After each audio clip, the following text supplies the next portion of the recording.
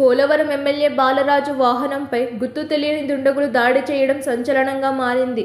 ఏలూరు జిల్లా జీలుగుమిల్లి మండలం బర్రింకలపాడు గిరిజన సంక్షేమ ఆశ్రమ బాలుర పాఠశాల సమీపంలో ఎమ్మెల్యే చిర్రి బాలరాజు వాహనంపై దాడి జరిగింది. కొందరు గుర్తు తెలియని దుండగులు ఎమ్మెల్యే బాలరాజును లక్ష్యంగా చేసుకొని ఆయన వాహనంపై దాడికి పాల్పడ్డారు. అయితే దాడి జరిగిన సమయంలో వాహనంలో ఎమ్మెల్యే చిర్రి బాలరాజు లేకపోవడంతో ప్రమాదం తప్పినట్లు పోలీసులు తెలిపారు.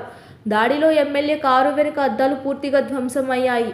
ఆ సమయంలో కారులో ముగ్గురు ఉన్నారని సమాచారం. ఈ ఘటనపై స్పందించిన పోలీసులు కేసు నమోదు చేసుకుని దర్యాప్తు చేపట్టారు. తన కారుపై జరిగిన దాడిపై పోలవరం ఎమ్మెల్యే చిర్రి బాలరాజు స్పందించారు.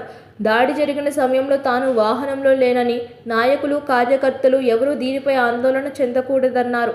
అయితే ఎమ్మెల్యే బాలరాజు ఓ ప్రభుత్వ కార్యాలయాన్ని ఆకస్మికంగా తనిఖీ చేశారు. ఆఫీసులో విధుల్లో ఉన్న ఓ ప్రభుత్వ ఉద్యోగి మొబైల్లో పబ్జీ గేమ్ ఆడుతున్నట్లు గమనించారు. ఆ ఉద్యోగిపై చర్యలు తీసుకోవాలని ఉన్నతాధికారులకు ఆదేశించారు. అదే రోజు రాత్రి రాళ్ల దాడి జరగడం సంచలనంగా మారింది. దాడిని డిప్యూటీ సీఎం పవన్ కళ్యాణ్ ఖండించారు. ఈ ఘటనకు కారకులైన వారిని పోలీసులు తక్షణమే గుర్తించి కఠిన చర్యలు తీసుకోవాలని డిమాండ్ చేశారు. బాలరాజు నిత్యం ప్రజలకు అందుబాటులో ఉంటున్నారు. ఇలాంటి సమయంలో దాడి జరగడంపై పలు ఊహాగానాలు వినిపిస్తున్నాయి.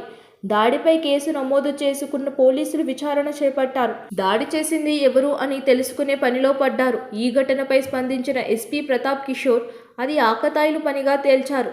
పోలవరం డీఎస్పీ సురేష్ రెడ్డి ఘటనా స్థలానికి వెళ్లారని, మరోవైపు ఘటన జరిగిన ప్రాంతంలో జీలుగుమిల్లి సర్కిల్ ఇన్స్పెక్టర్ క్రాంతి కుమార్ ప్రాథమిక విచారణ చేశారని ఎస్పీ వెల్లడించారు. ఇక ఎస్పీ ఆదేశాలతో పోలవరం డీఎస్పీ సురేష్ రెడ్డి, పోలవరం సీఐ క్రాంతి కుమార్ అప్రమత్తమయ్యారు. తక్షణమే పోలీసు రంగం ప్రవేశం చేశారు.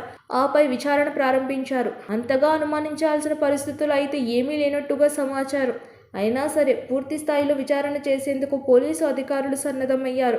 ఈ ఘటనపై పోలీసులు పూర్తి స్థాయిలో దర్యాప్తు చేయనున్నారు.